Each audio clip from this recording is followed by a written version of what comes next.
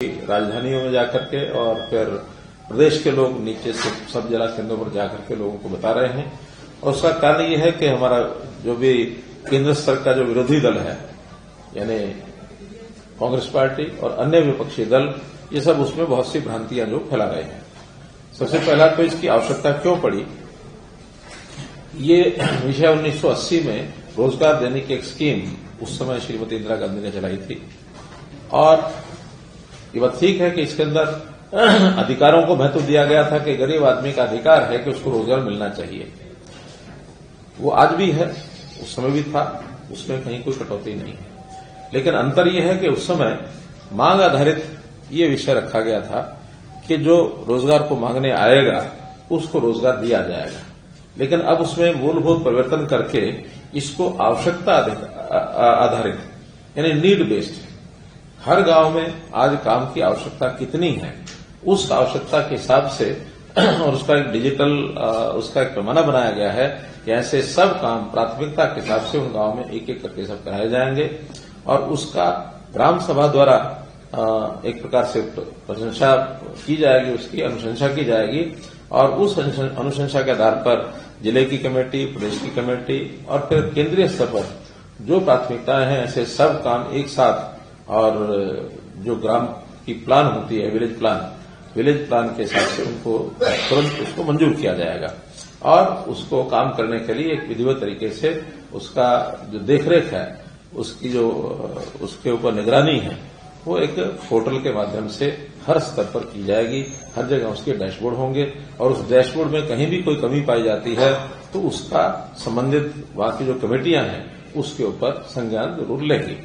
तो इसमें जैसे मैंने बताया कि अधिकार आधारित समाधान उन्होंने जो शुरू किया, लेकिन इसमें जो कमियां आई उन कमियों को बहुत से तरीके से ध्यान में आया कि प्रदेशों का जब रिव्यू किया गया, उनका जब सारा यानी एक प्रकार से उसकी की गई है सत्यापन करने के लिए, जब उसका ऑडिट हुआ तो उस ऑडिट के अंदर 290 करोड़ रुपए की 10 लाख से ऊपर की गड़बड़ियां ये सामने आई, जिसमें फर्जी जॉब कार्ड पाए गए, बड़े पैमाने पर घपले पाए गए।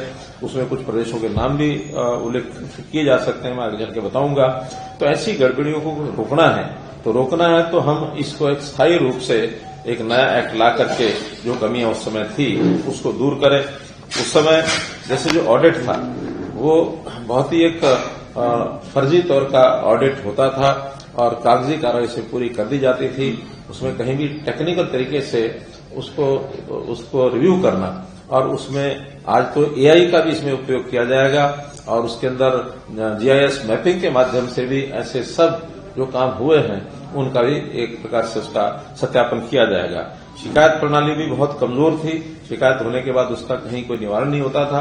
आज उसको भी बहुत उसको ठीक ढंग से लागू करने के लिए नए एक्टों में प्रावधान किया गया है। पहले प्रशासनिक खर्च पर 6% का पैसा रखा हुआ था, अब उसको बढ़ाकर के 9% किया गया है, क्योंकि प्रशासनिक तौर पर ऐसे जो खर्चे होते हैं वो ज्यादा होते हैं, उसके अभाव में पूरी निगरानी रखी नहीं जा सकती और वो भी एक कारण बनता है इस अधूरे सत्यापन का। तो इसको 9% कर दिया गया है। ग्राम सभा और ग्राम पंचायतें वो प्राथमिकताएं क्या हो क्या ना हो वो स्वयं निर्णय करते थे, लेकिन कोई एक रूपता नहीं थी। अब उनकी प्राथमिकताओं को केंद्रीय स्तर पर जो कुछ योजनाएं बनाई जाएंगी, प्राथमिकताएं दी जाएंगी, उसमें हर गांव का क्रम से वो काम इसमें होगा। राज्य सरकार की जो जवाबदेही है, वित्तीय जवाबदेही, इसको भी बढ़ाया गया है और उसमें अनुशासन जो है, वित्तीय अनुशासन आए। अन्यथा उनका जब स्टे कम होता है तो फिर उस भ्रष्टाचार में कहीं ना कहीं वहां से भी उनको प्रोबन मिलता है, ताकि खर्च तो सारा केंद्र का हो रहा है, इसलिए कोई भी उसमें खाए, कोई कुछ करे। अब उस राशि को भी, उसका जो प्रतिशत है वो बढ़ाया गया है। पहले ये यानी सामान में जो मटेरियल लगता था उसके अंदर 3 और 1 का अनुपात होता था। 75% केंद्र देता था, 25% राज्य को खर्च करना होता था, और जो उसका जो श्रमिक होता था, उसका जो पैसा होता था, केंद्र सरकार पूरा देता था। अब उसमें 60-40 मैदानी प्रदेश 60-40 किया गया है। पहाड़ी राज्य नॉर्थ ईस्ट उनमें सब में 90-10 का ये एक रेशो जो है रखी गई है। और उसका भी कारण यही है कि प्रदेशों की भागीदारी उसमें बढ़े, वो भी जिम्मेवारी से काम करके और जो स्थायी काम है उनको करने के लिए आगे बढ़े। अब इसमें संरचनात्मक यानी जो इंफ्रास्ट्रक्चर है, इंफ्रास्ट्रक्चर कामों को भी विशेष ध्यान दिया गया है और उसमें बिना जैसे सामान्य तौर पर एक काम ऐसे करा लेते थे जिसका किसी को पता नहीं होता था काम हुआ कि नहीं हुआ, और कुछ वर्षों के बाद तो ये भी शिकायतें मिलती थी ये काम हुआ नहीं है और इसके बिना भी बिल बनाए गए हैं। अब उस लीकेज को रोकने के लिए उत्पादकता आधारित फ्रेमवर्क बनाया गया है कि उसके अंदर प्रोडक्टिविटी बढ़े, खास करके जो कैपिटल ओरिएंटेड काम है उनको आगे बढ़ाया जाए और विकसित भारत 2047 के अनुरूप जो हमारी आज आवश्यकताएं हैं उन आवश्यकताओं को पूरा किया जाए। विकसित भारत की प्रमुख विशेषताओं में जैसे मैंने बताया ग्रामीण विकास की आज की जो आवश्यकता है, क्योंकि 2005 की आवश्यकता और आज की आवश्यकताओं में अंतर है। उस समय इस प्रकार का इंफ्रास्ट्रक्चर भी नहीं था, इस प्रकार के जो कनेक्टिविटी भी नहीं थी और लोगों का जो आर्थिक स्तर है वो भी ऐसा अच्छा नहीं था। आज आवश्यकताएं बढ़ गई हैं। उस समय शायद गली नाले की आवश्यकता ज्यादा थी, आज सड़क और स्कूल और औषधालय इसकी आवश्यकता ज्यादा है। लोगों को स्वास्थ्य की चिंता, उनकी शिक्षा की चिंता ये उसके अंदर आज बढ़ गई है। उस समय और प्रकार के काम थे, आज और प्रकार के हैं। उन्नत रोजगार उसकी जो कानूनी गारंटी पहले भी दी गई थी लेकिन उसमें बहुत सी कमियां थी, किसी को गारंटी मिलती नहीं थी। लेकिन अब प्रावधान किए गए हैं कि कोई भी मजदूर अगर वो मांग करता है या उसकी बारी आती है काम करने की और 15 दिन तक उसको काम नहीं मिलता है तो गारंटी से उसका जो भत्ता है वो उसको मिलेगा, काम शुरू हो चाहे ना हो। ये कानूनी गारंटी उसमें डाल दी गई है। कृषि सीजन में कृषकों को जो मजदूर नहीं मिलते थे उसका भी प्रावधान किया गया है कि 60 दिन प्रदेश की योजना से कोई भी 60 दिन को ब्लॉक कर सकते हैं कि इसमें ये जो जीवीजी का जीराम जी का काम ये नहीं होगा और उन 60 दिनों में कृषकों को ही जो मजदूर हैं वो आसानी से मिल सकें ताकि 60 दिन का काम अभी उनको मिल जाए और बाकी दिनों में उनको जीराम जी के अंतर्गत ही काम मिल जाए। दिनों की संख्या भी पहले 100 दिन की जो गारंटी दी गई थी अब उसको 125 दिन की गारंटी है, ये जो है कर दी गई है।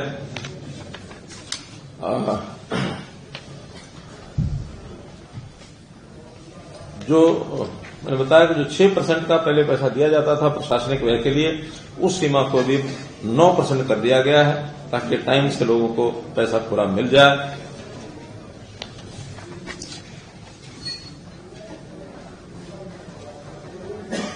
कृषक को कई बार अपनी लेबर कॉस्ट में अनावश्यक वृद्धि सहन करनी पड़ती थी क्योंकि मजदूर जो है वो मनरेगा में काम करने के लिए अपना नाम लिखवाता था, पैसे लेता था, काम करे या न करे, लेकिन उसके कारण से मजदूर मिलते नहीं थे। अब जो कि 60 दिन उस समय फ्री रखा जाएगा तो किसान को 125 दिन का अपना काम मिलेगा, यानी मजदूर को 125 दिन का काम अपना मिलेगा और ये 60 दिन का काम अतिरिक्त करने का अवसर उसको मिलेगा और किसान की भी जो लागत बढ़ती थी उन दिनों में यानी श्रमिकों के अभाव के कारण से उनकी लागत भी कम होगी, तो इस प्रकार से इसका लाभ मिलेगा। सारे काम सभी जीआईएस मैपिंग तकनीक के उपयोग करके उसको और उसका ऑडिट किया जाएगा। पहले क्या होता था, एक ही काम एक जगह फोटो दिखा करके दूसरी जगह का भी वही फोटो डालते थे तो पता नहीं लगता था ये फोटो कहाँ के, मैनुअली उसको मिलाने का कोई तरीका नहीं था। आज जीआईएस मैपिंग से उसका पता लग जाएगा कि ये किस जगह का फोटो है। वही फोटो दूसरी जगह काम आ नहीं सकता, दूसरी जगह क्योंकि जीआईएस मैपिंग अलग होगी, इसलिए जल्दी से आराम से पकड़ा जाएगा। जो भी ग्राम सभाओं द्वारा स्वीकृत काम होंगे उनको ब्लॉक स्तर पर, जिला स्तर पर, प्रदेश स्तर पर इकट्ठा करके और प्राथमिकता के हिसाब से उनको एक साथ मंजूर किया जाएगा और एक निश्चित समय के बाद वो सब काम कराने के लिए निर्देश मिलेंगे और सरकार का जो पैसा है वो 60% अकाउंट में आएगा। इसके बाद प्रदेश सरकार जो है 40% पैसा डालेगी, उस काम को सैंक्शन करके कराना शुरू कर देंगे। तो ये एक उसमें विशेष आवश्यकता इसको तय की गई है। जो गांव हैं उनकी 4 श्रेणियां बनाई जाएंगी, ABCD, शहर से कितना निकट है, कितना उसका पिछड़ापन है और कितना उसकी आवश्यकताएं गांव की ज्यादा है कि कम है, ताकि उसमें उसी हिसाब से उनके क्रम से और काम को वहां पर कराने के लिए और उसको आगे बढ़ाया जाए।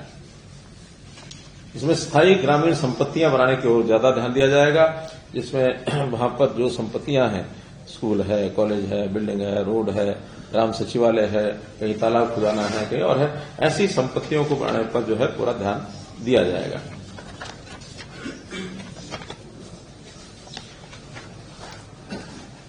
अगर यूपीए कार्यकाल और एनडीए कार्यकाल की मनरेगा की ही तुलना करनी हो, क्योंकि अभी तक तो मनरेगा ही था, अब वो 1 अप्रैल से इसका जो कार्यान्वयन शुरू हो जाएगा जी राम जी का, तो उसमें 10 साल में जो कांग्रेस के शासन में यानी यूपीए ने किया और फिर 10 साल में जो एनडीए ने किया, उसकी अगर तुलना देखेंगे तो उसमें भी बहुत अंतर मिलेगा। ऐसा नहीं कि एनडीए ने मनरेगा के अंदर सुधार नहीं किए, मनरेगा में से भी बहुत सुधार किए हैं, लेकिन और आवश्यकता पड़ने पर नए सिरे से इसको लेकर के आए हैं। 10 साल में 2004 से 2014 यूपीए के कार्यकाल में कुल सृजित श्रम दिवस 1660 करोड़ थे, जो एनडीए के 10 साल के अंदर 2015 से 25 ये श्रम दिवस हो गए 3210, लगभग डबल, 1660 से 3210। ऐसे ही जो केंद्रीय निधि उन 10 सालों में जारी की गई थी वो थी 2,13,000 करोड़, और अभी 10 साल में जो जारी की गई है 8,53,000 करोड़, यानी एकदम 4 गुना। तो ये राशि अभी 4 गुना बढ़ा करके दी गई है। और जहां तक कुल काम कितने हुए, उस समय 153 लाख जो इंडिविजुअल वर्क है वो 153 लाख हुए, और अब 862 लाख ये कार्य पूरे किए गए हैं, अर्थात ये भी 6 गुना के लगभग, 5.5 गुना के लगभग काम किए गए हैं। उस समय कोई भी परिसंपत्ति उसको जियो टैग नहीं किया जाता था, लेकिन एनडीए के कार्यकाल में सब ऐसे काम उनको जियो टैगिंग करने के बाद उसके अंदर बहुत सी चीजें उसमें बंद की गई। 6,44,00,000 से अधिक परिसंपत्तियां इनको जियो टैग किया गया, ताकि उसको कभी भी हम देख सकते हैं कि प्रॉपर्टी बनी थी, आज उसकी क्या स्थिति है, बनी है नहीं बनी है, लेकिन पहले एक भी जियो टैग नहीं होती थी।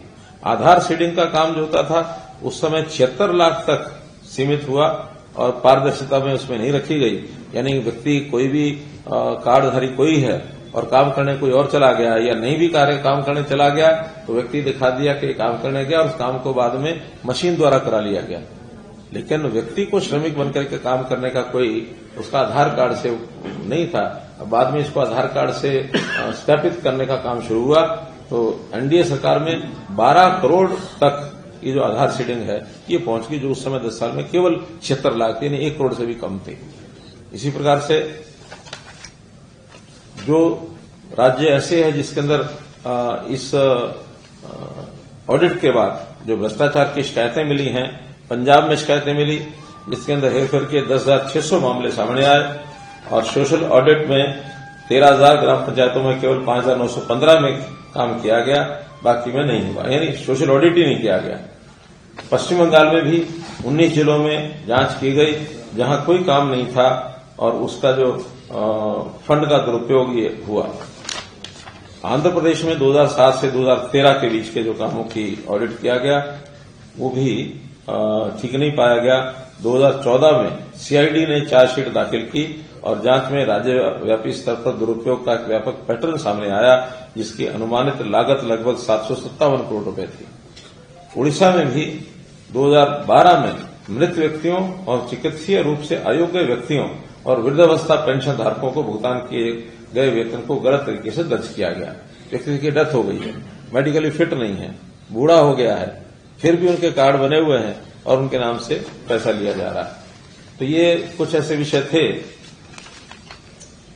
जिसके कारण से ये सारा नया जो एक्ट बनाया गया। विषय तो बहुत मैं बता सकता हूं, लेकिन मैं अब इस मंच से आपके पास काफी कुछ क्योंकि जानकारियां भी होती हैं, विपक्षी लोग जो जिस प्रकार की आपत्तियां उठाते हैं, जो प्रश्न करते हैं, समाज में जिस प्रकार का भ्रम फैलाते हैं, ऐसे विषय आप तक भी जरूर आते होंगे। तो मैं अब इस समय थोड़े विषय आपके माध्यम से आए उसके लिए मैं चर्चा करना चाहूंगा।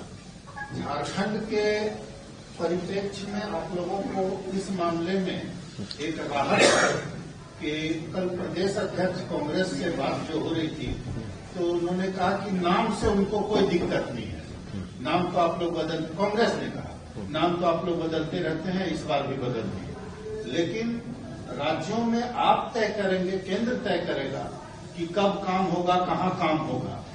ये आपत्ति का विषय उन्होंने उठाया। ऐसा है कि मुख्य रूप से जो काम गांव में कराए जाते हैं वो पंचायत की देखरेख में पंचायत का फंड, जिला परिषद का, पंचायत समितियों के, इनके फंड से होते हैं। केंद्र का काम और प्रदेशों का काम उनको सहायता करना होता है। अभी तक ये चलता रहा कि सहायता कर दी, सहायता करने के बाद और वो काम अपने कराएं। लेकिन एक हमारी संवैधानिक जो जिम्मेवारी है, वो जिम्मेवारी है कि केंद्र पैसा देता तो केंद्र ऑडिट कराता है, प्रदेश पैसा देता तो प्रदेश ऑडिट कराता है, और जो ज्वाइंट काम होते हैं उसमें दोनों ही ऑडिट करा सकते हैं। क्योंकि ये राशि अभी तक तो केंद्र की ज्यादा होती थी, अब प्रदेश और राज्यों की दोनों की रहेगी, तो ऑडिट तो दोनों ही कर सकते हैं। प्रदेश भी ऑडिट कर सकता है, केंद्र भी कर सकता है, कोई साझी टीम बनाए तो कर सकते हैं, अलग अलग टीम से करने तो अलग अलग कर सकते हैं। ऑडिट के बिना कहीं नहीं पता लगता काम ठीक हुआ कि गलत हुआ। तो पहला तो ऑडिट का विषय। दूसरा, ग्रामीण क्षेत्र में जो पहले काम होते थे वहां के जैसा बताया कि जो यानी जैसा डिमांड आ गई उनकी कि यहाँ तालाब बनवा दो, वहां तालाब बन गया, यहाँ स्कूल बनवा दो, वहां स्कूल बन गया, जहां कहीं सड़क की बात आई सड़क बन गई, एक बार बनी दूसरी बार बन गई, तीसरी चार बार बन गई। पता होता नहीं था, कोई ऑडिट ठीक से होता नहीं था। और यहां तक हमने देखा है, क्योंकि हरियाणा में तो मैं 9.5 साल मुख्यमंत्री रहा हूं, बहुत सी बातों की जानकारी मिलती थी। एक जानकारी ऐसी भी, उदाहरण के लिए बता रहा हूं, नाम काल्पनिक है कि रामलाल का बेटा श्यामलाल और मोहन का बेटा सोहन। तो रामलाल के घर से और यानी मोहन के घर तक सड़क बन गई, फिर रामलाल के घर से मोहन के बेटे सोहन के घर तक बन गई, और वही सड़क फिर बाद में रामलाल के बेटे श्यामलाल के घर से मोहन के घर तक बन गई, और श्यामलाल के घर से और सोहन के घर तक बन गई। सड़क एक है, कागजों में 4 बार बनी, क्योंकि वो पकड़ नहीं पाते थे कि भाई किसके घर से किस तक है। अब एक घर है, उसके इधर भी सड़क बननी है, इधर भी बननी है। तो इस नाते से उसका जो ऑडिट था वो होता नहीं था। ऑडिट के लिए अब चूंकि जीआईएस मैपिंग हो गई है, जीआईएस मैपिंग नाम नहीं रखेगा कि किसके घर से किस तक है, वो तो इस बिंदु से इस बिंदु तक है, वो कभी कोई चेंज नहीं कर सकता। तो ये जो चीजें होती थी ऑडिट में सारी पकड़ में आई, आगे से ये न हो इसलिए किया गया। फिर दूसरा विषय कि आखिर गांव में क्या प्राथमिकताएं हैं। सारे देश में गांव की स्थिति तो सब जगह एक जैसी है। भाई हमको अगर प्राथमिकता करना है कि सारे देश में शिक्षा की व्यवस्था, सबसे पहले इसको ठीक करना, तो फिर एक साथ जो शिक्षा की डिमांड होगी गांव की, क्योंकि ग्राम सभा पास करके भेजेगी, और ग्राम सभा पास करती है तो अपनी आवश्यकताओं को भेजती है। देश भर में 7 लाख गांव हैं, 7 लाख में लगा के 5-5.5 लाख गांव ये शिक्षा की आवश्यकता करते हैं। तो पहली प्राथमिकता शिक्षा तय कर दिया, जाओ भी इस साल अब सबसे पहले शिक्षा का काम करो। अब रजिस्ट्रेशन तो वही है गांव का, कौन लोग काम करेंगे। फिर गांव के लोग उनको क्रम से बुलाएंगे कि हाँ आपको इस दिन से काम शुरू होगा और आपने काम शुरू कर देना है। 15 दिन में काम शुरू नहीं हुआ गांव में, तो उसके बाद उसको अधिकार है कि उसका भत्ता जो है उसको मिलना शुरू हो जाएगा। एक रूपता लाने के लिए है। मानो दूसरा विषय है कि हमने तय किया केंद्र में या प्रदेश में कोई भी मिलकर के सलाह करके भी कर सकते हैं कि भी स्वास्थ्य जो है दूसरी आवश्यकता है। तो स्वास्थ्य के नाते अब कहीं 3 लाख गांव के अंदर स्वास्थ्य की बात आ गई, तो शिक्षा के बाद अगला काम स्वास्थ्य का करो। तीसरी जगह आ गई गांव की सड़क बनानी है, जो हमारा मार्केट है सड़क हमारी जुड़नी चाहिए। बहुत गांव जुड़ चुके हैं, लेकिन जिनके नहीं जुड़े वो भी काम आएंगे। तो ऐसे 2500 प्रकार के काम होंगे। तो 2500 प्रकार के काम में सारे काम कराने हैं। सैचुरेशन पॉइंट तक गांव में हर काम होना चाहिए, कोई काम हो जाए कोई ना हो ऐसा नहीं है, काम सारे हों, लेकिन एक ज्वाइंट एक एकीकृत उसका जो मॉडल बने, ताकि हम गांव में कह सकें कि ये काम सैचुरेटेड पॉइंट सब जगह हो गया। हम कल कोई योजना की डिमांड करेंगे गांव के ग्राम सभा के लोग, डिमांड के बाद वो फिर ब्लॉक में पहुंचेगी, ब्लॉक से जिले में पहुंचेगी, जिले से प्रदेश में पहुंचेगी, प्रदेश में उसका एक संकलन होगा।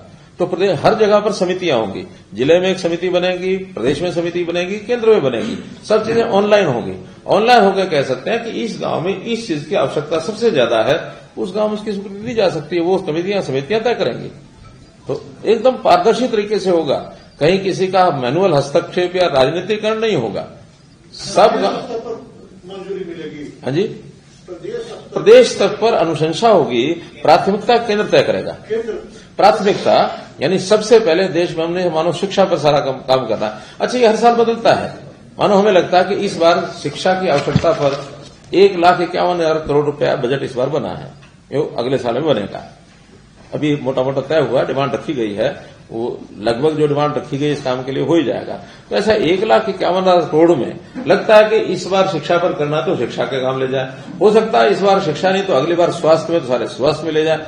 ये हर साल योजना चलनी है, तो हर साल में आवश्यकता के हिसाब से देश में तय करते जाएंगे, और उसमें प्रदेश की भी आखिर जानकारी तो आएंगी। समितियां शिक्षा पर तय होगी, और मेरा जो गांव है, मेरी जो पंचायत है, वहां पर स्कूल बने हुए हैं पहले से, सेकंड जो काम है वो मिलेगा। तो फिर कौन काम लेगा? नहीं, प्राथमिकता है ये। जो दूसरा काम होगा, शिक्षा नहीं तो दूसरा में मिलेगा। प्राथमिकता में 1, 2, 3 किया जाएगा, लेकिन काम तो सारे ही गांव ने बताने हैं। जो दूसरी प्राथमिकता है उसमें मिल जाएगा, दूसरा भी हो गया है तो तीसरे में मिल जाएगा। सर, ये 60-40 का रेशियो किया गया। आपने बोला कि स्टेट ज्यादा रिस्पॉन्सिबल होंगे क्योंकि उनको भी खर्च करना होगा, करप्शन चेक होगा। लेकिन आपकी ही सहयोगी पार्टी है टीडीपी, उसके वहां मुख्यमंत्री नायडू साहब अभी अमित शाह जी से मिले, उन्होंने बोला कि बर्डन हम ले नहीं पाएंगे, please try to make a way out हमारे लिए। सुझाव है उनका, सुझाव रखा उन्होंने। सर, ये तो सारे राज्यों में ये तो आपके नहीं, मैं एक दूसरा विषय बताता हूं उसके संबंध में। चेंज तो ये नहीं होगा क्योंकि एक्ट बन गया है और ये 60-40 एक्ट है। सुझाव तो सबकी ओर से आएंगे। हो सकता है कोई स्वयं बीजेपी का ही मुख्यमंत्री कह दे अंदर खाते कि अभी ज्यादा पैसा हमको देना पड़ रहा है, कहने में कोई दिक्कत नहीं, सुझाव देने में हर्ज नहीं है। लेकिन इसकी सार्थकता जो मैंने बताई, एक तो ये कि साझेदारी प्रदेशों की हो जाएगी। अब कोई भी प्रदेश ये नहीं कह सकता कि हाँ मैंने को गड़बड़ हुई है तो उसको मेरा कोई रोल नहीं था, रोल उसका भी करना पड़ेगा। दूसरा, केंद्र और प्रदेश का जो समन्वय है, वो जितने भी केंद्र के अपने साधन होते हैं, जो उसकी आय होती है, उसमें से आपको पता है कि एक 41% का ऐसा शेयर होता है जो प्रदेशों को जाता है और वो हर प्रदेश को उसकी आबादी, उसकी जो पिछड़ापन कितना है, उसमें ये सारी चीजें उसमें तय होती हैं। तब उस 41 में से हर एक स्टेट का शेयर होता है, वो शेयर फिक्स रहता है। इसमें अगर 40% प्रदेश को देना है तो वो काम, यानी केंद्र के बाद जो पैसा उसके बदले में बचेगा वो कहीं और किसी खाते में दिया जाएगा, डिमांड पर दिया जाएगा। आप मुख्यमंत्री रहे सर 10 साल, आपको लगता है कि सारे राज्यों के मतलब ये बर्डन बढ़ेगा नहीं राज्यों पे? क्योंकि आप सीएम नहीं बढ़ेगा, उसका हेड बदलेगा, बढ़ेगा नहीं। वो तो जो केंद्र ने जितना पैसा देना वो देगा ही। दूसरे हेड में अभी मिलता था, वो यहां अगर स्टेट ज्यादा खर्च करेगा तो और हेड जो है नए, उसके अंदर डिमांड उनकी पूरी हो जाएगी। उनका जो राशि है, जैसे हरियाणा को 2 पॉइंट समथिंग उसमें से मिलता है, जो 41 में से 2 पॉइंट समथिंग हरियाणा को मिलता है, तो 2.1 तो रहेगा ही रहेगा। अगर यहां मनरेगा में या जो जीराम जी स्कीम है इसके अंदर कुछ पे करना पड़ेगा तो उसका जो बाकी जगह उसको और मिल जाएगा। इसलिए प्रदेश को जितना पैसा मिलता है, लेकिन चूंकि भागीदारी इसमें कराई है तो इस पर चिंता प्रदेशों की हो जाएगी। अभी प्रदेश जो है निश्चिंत थे, ठीक है भ्रष्टाचार होता है नहीं होता है, क्या है क्या नहीं, चलते रहो। हमें बहुत लोग आते हैं कि हमें तो हर प्रदेश में पहले ये बातें थी, अब ये बंद हो जाएंगी, क्या हो जाएंगी। आज ही मेरे से एक सज्जन ने पूछा कि पहले तो ऐसा भी था कि मशीन से काम करा लेते थे और मनरेगा का पैसा निकाल के मशीन वाले को, ट्रैक्टर वाले को दे देते थे। मैंने कहा बिल्कुल नहीं होगा, क्योंकि ये ऑनलाइन है और अब आपको हर एक मजदूर का आधार कार्ड से उसकी जो बायोमेट्रिक्स है, बायोमेट्रिक्स से हाजिरी लगेगी। ऐसा नहीं हो सकता कि कार्ड बना करके और वो चला गया बॉम्बे और उस कार्ड का पैसा निकाल करके किसी के माध्यम से कुछ भी दे दिया। तो बहुत ऐसे विषय चले हैं जिसमें स्पष्ट रूप से भ्रष्टाचार के ऐसे विषय आए हैं। इस भ्रष्टाचार को रोकना और बड़ी मात्रा में नीचे एक एक चीज पर चेक नहीं किया जा सकता, हर आदमी के ऊपर हम चेकिंग नहीं बैठा सकते, लेकिन टेक्निकल तरीके से जो आजकल आपको पता है कि सारे सिस्टम ऐसे आ गए हैं, इसमें ये चीजें चेक की जा सकती हैं। भ्रष्टाचार को खत्म करना, 6% का जो पहले पैसा दिया जाता था उसमें तनख्वाहें पूरी नहीं होती थी, ऑडिट पे उसमें पूरा हो नहीं पाता था, तो यही था कि हमारे को आदमी नहीं लगा, कहां से लगाए, पैसे नहीं है, उसको 9% किया है, अर्थात 1.5 करोड़ में से 3% बढ़ाया, मतलब 4,500 करोड़ रुपया केवल उस खाते में बढ़ाया गया। ये जो मनरेगा में मजदूरी को लेकर के किसी भी तरह का संशोधन में नहीं आया है कि क्या उसका मानक है तय किया जाएगा? ये हर साल हर प्रदेश का अलग से कुछ मानक तय होते हैं, उस हिसाब से बढ़ता है। एक्ट का विषय नहीं है, वो अलग से उसका मानक पहले से बना हुआ है, वो हर साल बढ़ता ही है। इस साल जो बढ़ना होगा बढ़ेगा ही, वो सबका ही बढ़ता है। हाँ, सबका एक जैसा नहीं होता, हर जगह पर वहां की महंगाई, वहां का रहन सहन, वहां का लिविंग स्टैंडर्ड, उसके हिसाब से रेट तय होते हैं। किसी प्रदेश का थोड़ा कम है, किसी का ज्यादा है, वो हर साल बढ़ता है, इस बार भी बढ़ेगा, उसका इसमें उल्लेख करने की जरूरत नहीं है। और कोई विषय हो?